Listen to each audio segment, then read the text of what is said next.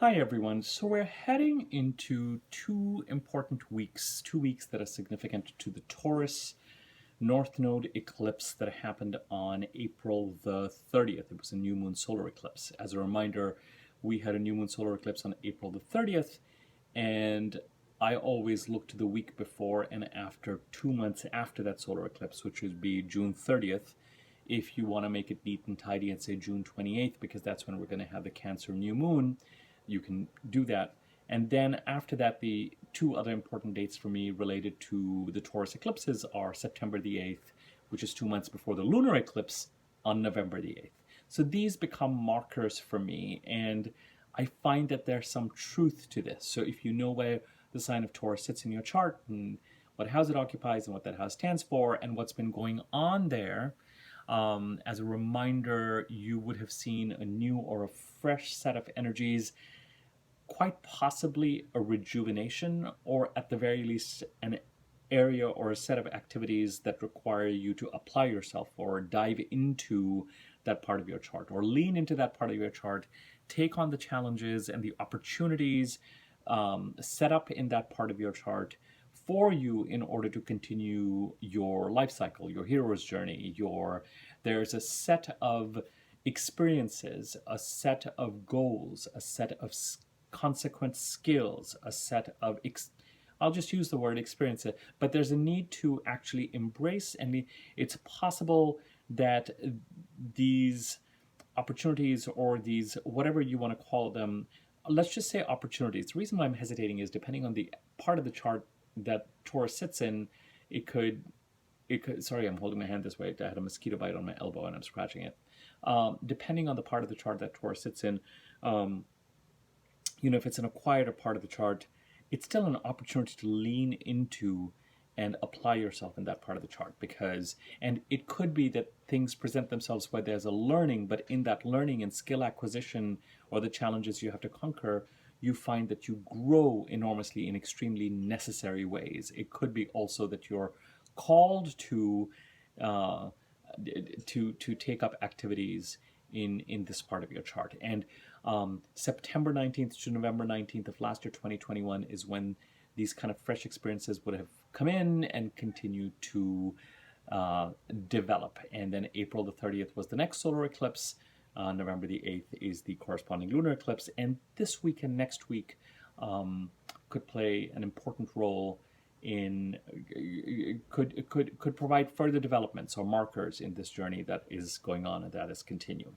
Now, I also talked in a few previous videos of the relationship between the Taurus and Gemini part of the chart when it comes to these eclipses. I've talked about the fact that we had a Mercury retrograde recently, where Mercury went retrograde between Gemini and Taurus and tied the two together. We had a Mercury cycle that began in the very first degree of Gemini that also takes us into September, when Mercury goes retrograde on September the 10th, I believe. But I think that cycle, to be perfectly accurate, takes us to, God, do I have that date on me? Yeah, September the 23rd. So a Mercury cycle that takes us to September the 23rd, and in the very first degree of Gemini, and until today we had Venus transiting Taurus. So in the sign of Taurus right now, you'll find Uranus and you'll find the North Node, and until a couple of hours ago, we had Venus there, and Venus is now in that first degree of Gemini, which is what really inspired me to do this video. It's getting darker and darker. There we go. That's what inspired me to do this video. And Venus is the ruler of Taurus. And as I've mentioned, the Gemini part of your chart and people associated with the Gemini part of the chart may be participants in this Taurian journey. They could also be people who sit or associate in the Gemini part of the chart where there's a prior history or boundaries that need to be set related to the sign of Pisces. And presiding over everything would be Saturn and Aquarius, because planets, as they transit Taurus, will square Saturn in Aquarius, and planets as they go into Gemini will trine Saturn in Aquarius, support Saturn in Aquarius, while squaring Neptune in Pisces. Now, I know this feels like for some people it might feel like gobbledygook, but past couple of, I don't want to dwell too much on these topics because I've dwelled on them a fair amount in the past couple of videos. But there's a tie-in. It's the Taurus part of the chart that we're meant to lean into, but there is some sort of Gemini participation in this. The next planet, personal planet, that's going to come into the sign of Taurus will be Mars on July the 5th. And Mars will be there till, goodness, August the 20th. And, you know, I find it curious that, and as far as I'm concerned, the week after the 30th just about ends as Mars enters Taurus. And wherever Mars goes, there is admittedly conflict. You will be challenged. There could be competition. There could be people who block you, but most significantly, there's a desire to pursue goals. So it could very well be that with everything that's been set up, with something coming into consciousness September 19th, November 19th of last year, and especially as Taurus season began, and we had the Sun and Mercury and Venus in Taurus, sort of the table was being set and there were further developments. It might be that it is in July and August that a lot of effort is going to be expended in this part of the chart. Some of the effort will be positive because you might feel that you're ready to go and build something in this part of the chart. Mars is the testosterone energy, the male energy, the hunter-gatherer energy, the protector energy, the I'm going to pursue my goals. Now I have the energy and I'll get to it. Mars is not at his best in Taurus. Taurus is a slow and steady and feel the flow sign, and Mars is not slow and steady. It is clear, direct, at times impulsive, violent, energetic. And Taurus is one of the least energetic of signs. In terms of just sort of that yang expression that Mars has. But irrespective, wherever Mars goes, a lot of our, you know, even if Mars is in a part of the chart where there are no other planets or planetary influences, a significant part of your energy is going to go into where Mars is transiting. So, you know, as Venus leaves, having created an opportunity for potential, as Mercury completed his retrograde cycle, or maybe I should say their retrograde cycle, since Mercury, out of all the planets, you know, is the most sort of hermaphroditic or however it is that you choose to see Mercury. I'll let you define Mercury that way. But certainly with Venus, over the past 3 odd weeks, she may very well have brought opportunities, and she leaves, and just as she leaves, we start this 2-week period that centers around June the 30th, and then just as that ends, Mars comes in.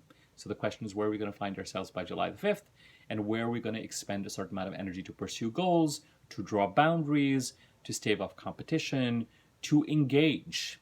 You know, if you're engaging as part of a team, you know, it's unlikely with Mars that other people are not going to be involved.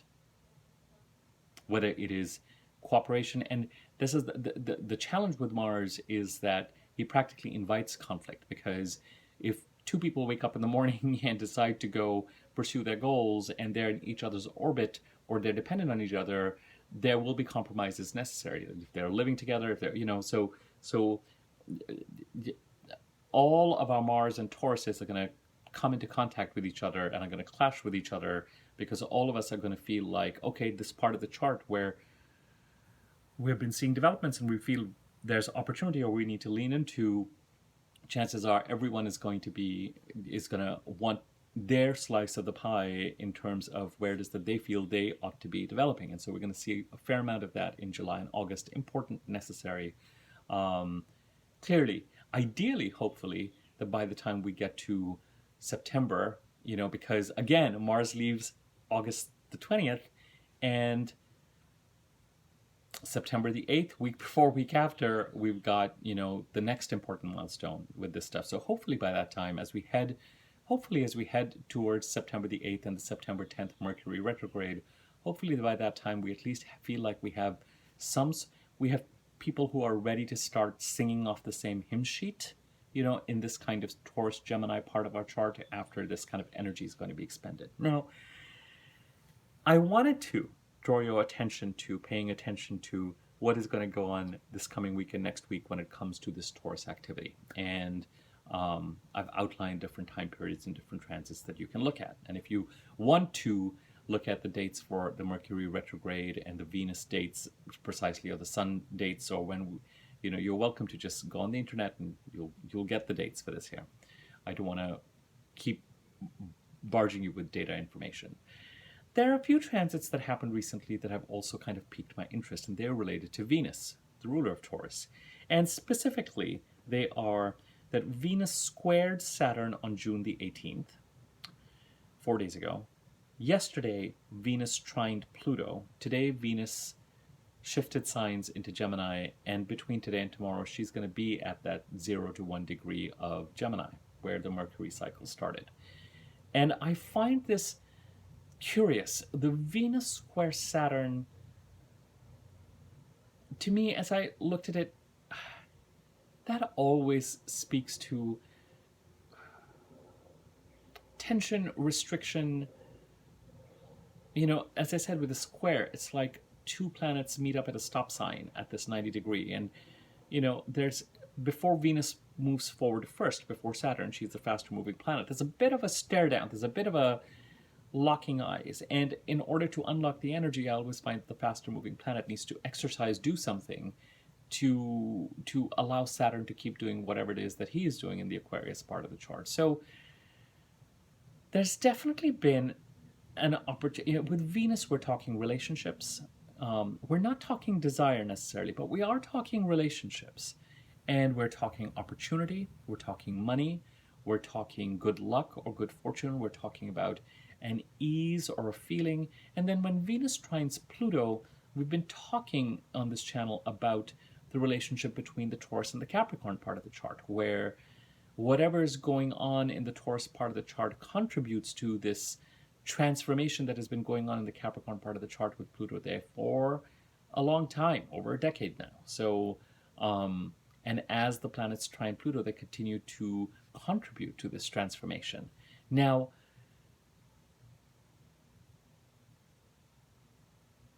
and then Venus, there's a promise of something positive with all of this. But it's very likely that the Venus square Saturn on the 18th made us cognizant of some challenge, some restriction, some challenge to up our game when it comes to relating to others and relating to ourselves. Venus also governs our sense of self-worth. So actually, you know what? Here we go.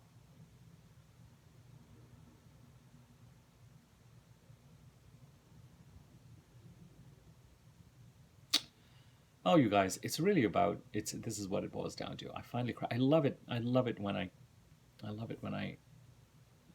it's an unmistakable feeling for me. It's really about our self-worth. It could be that there's certain opportunities that are at play that don't materialize for you, or that you reject, or that you walk away from, or that you measure now through the lens of your self-worth. And in doing so, you continue this transformation and you create a new beginning and you create opportunity. So let's say that something has been brewing since September of last year to November, and since then, and there have been all these kind of developments, and there have been developments recently with Venus there and opportunities there and all that kind of stuff. But and as you head to this week and next week, you're expecting some sort of development to occur. Our sense of self-worth authentically and should positively impact our relationships and our finances. And as I've said on this channel before, the quality of our abundance is dependent on the quality of our relationships, and the quality of our relationships is dependent on the sense of our self-worth. So if there are relationships or patterns that are set up that where our sense of self-worth has been compromised, it could very well be with this square to Saturn that we have become aware of it and really attuned to it. And through that attunement, it would not surprise me for the past 4 or 5 days, we have made decisions to operate from a place of, if you want to use very 2022 terms, from a place of greater authenticity, but from a place of greater self-worth. And greater self-worth doesn't necessarily mean that everybody else has been unfair. It could mean a renewed commitment to fairness, what is fair and what is unfair. But in that process, there's probably less willingness to take the blame for something or be treated unfairly as well. So it could be that there's sort of a balancing of the scales as you start to process your own sense of self-worth to go, okay,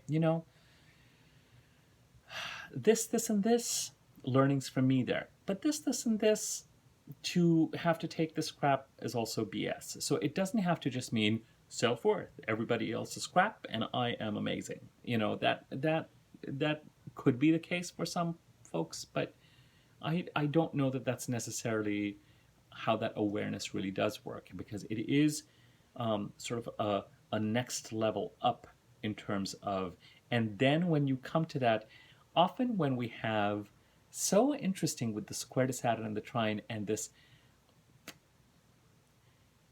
I would not be surprised if over the past week there's been a resolution to operate from a new paradigm in which our self-worth has been knocked up a peg or two. And in that process, it may very well be that there are opportunities or relationships, and they could be financial or relationship opportunities, that were okay and that we would have taken in our past self, where our sense of self-worth was lower. And it could be that now we resolve that we're not gonna, that we're gonna start to experiment with or resolve to not play at that level of self-worth, and to take ourselves more seriously and play at a level of self-worth that feels more appropriate and fair and just. We may choose to compensate ourselves moving forward, or play for opportunities that compensate us in a more fair and just manner if we have not been doing that in the past. In terms of our relationships, in terms of the opportunities we avail of, in terms of how we choose to conduct ourselves in our business, we may decide and resolve to show up to what feels more right and more fair and more just and more financially rewarding. And that could, in the short term, and particularly in the past week, come hand in hand with, or have come hand in hand with, some form of sacrifice. That can be challenging. If there's an opportunity in front of you and it's going to give you something, and you have this moment and say, I've said yes to this numerous times in the past when I've always had a bit of a red flag, but now I'm going to say no. But holy crap, that means this that I thought I would have, now I don't have. So if I'm going to level up, I'm going to shift this paradigm and see how I can create or manifest or agree to. It takes courage. Often when we are not operating from a certain place of self-worth, it's because we are fearful, have been conditioned into a certain amount of fear. Oh, I should, who am I to think? Maybe I should be the more giving or loving one, and blah, blah, those kinds of things, until we go, you know what? No, I think this is what is right. This is what is fair. And it's a peaceful place. But it also, I think, as we make those transitions, can be a risky place, because it means that certain things we said yes to that provided us with a certain type of security, but may have also held us back, we start to say no to. And the immediate aftermath of that might be an emptiness, because what we were expecting to fill that, we have now said no to, because, and this could be in relationship terms. There could be a relationship where you were holding yourself back in terms of self-worth, but it still gave you something to interact with that person. And once you say, you know what, I'm settling this one once and for all, it creates that void. A breakup, even if you initiate it, creates a void. But it contributes to this transformation in the Capricorn part of your chart. It contributes to you taking yourself and your sense of self-worth seriously, and then allowing Saturn to do whatever it is that he's been trying to do in the Aquarius part of your chart. Do not operate the way you've been operating before if it is not leading to your greatest potential. Very Saturnian. Take this seriously. Take yourself seriously.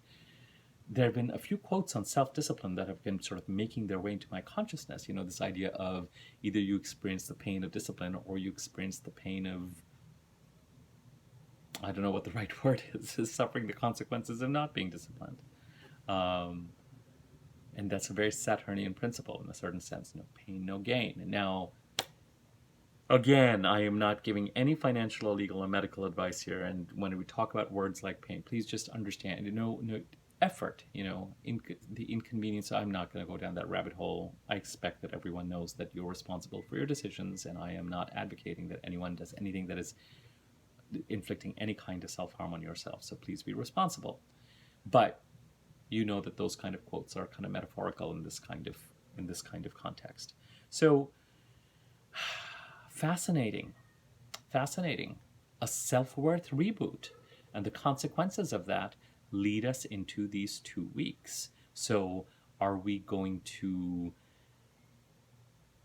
we come to these 2 coming weeks that allow us to, or ask us to, show up at the Taurus dinner table and partake of the next course, what version of ourselves shows up? Now, an increased self-worth does not have to mean necessarily militancy when it comes to setting boundaries. An increased sense of self-worth can simply be a greater ease in the way you say, no, thank you, or yes, or I am interested in that, or I would like to clarify this, or I think that's unfair, or I think, Mars is going to come in here July 5th, from July 5th to 8/20. You want conflict, you can have it in this part of the chart. If at that point people who are sitting around the Taurus dinner table want to hit the table or break a few glasses, or again, I'm not advocating any kind of violence. God, I should watch my metaphors. Then that you'll have opportunity to kind of level set and engage and actively participate in a team to try and reach some sort of agreement. So anyway, I wonder how this resonates for you. I hope it does. Happy self-worth upgrade. And let's see what these next 2 weeks bring for us through that lens. Do we continue to sit at the same table? Or now that we are thinking that we will sit at any table where we are happier with the way that we're treating ourselves in a fair and balanced manner, it implies that the way we were treating ourselves before was not fair to ourselves, then we get to decide, with the Taurus eclipses, a table will be there anyway. Is it going to be the same table? Or is it going to be a different table? Or are we going to feel a void of a table and seek to then get into action to find the next right table for us? Okay. If you find this useful, share this video with friends, tell them about my channel, subscribe to my YouTube channel, click on the bell icon next to the subscribe button to be notified whenever I do new videos. And feel free to leave a comment or like it, and all that kind of stuff just kind of drives more traffic to my channel. Okay, hope you found this helpful and useful. Hope it sets you up for the next couple of weeks, and I'll continue to do more videos. Thank you.